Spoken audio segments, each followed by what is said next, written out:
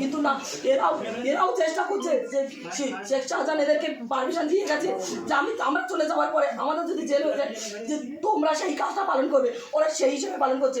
এক্ষুনি যদি অ্যারেস্ট না করে আমরা এর শেষ দিকে চাইবো, আমরা থানা দেওয়া করে আমরা বসবো, আর এক্ষুনি সৈকত দাস আর দিলীপমণিকে অ্যারেস্ট করতে হবে। রেখাদি, পুলিশের তরফ থেকে এসেছিল কোনো কেউ? অনেক স্বামী বলছে। হ্যাঁ অবশ্যই এসেছিল, ওনাকে নিয়ে কোনো হেনস্থা করতো, ওখানে শারীরিকভাবে ওনাকে আরো মানসিকভাবে ওনার উপরে প্রেশার দিত, ওই জন্য আমরা যেতে দেইনি ওখানে। পুলিশের আধিকারিকরা এসেছিল? হ্যাঁ অবশ্যই।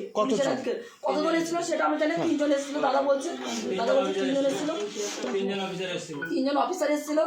একটা মায়ের সম্মান হানি হয়, এত করে বলছি, এত করে আমরা এত আন্দোলন করেও ওনারা আমাদের কোনো প্রোটেকশন দেয়নি, আমাদের সহযোগিতা করেনি।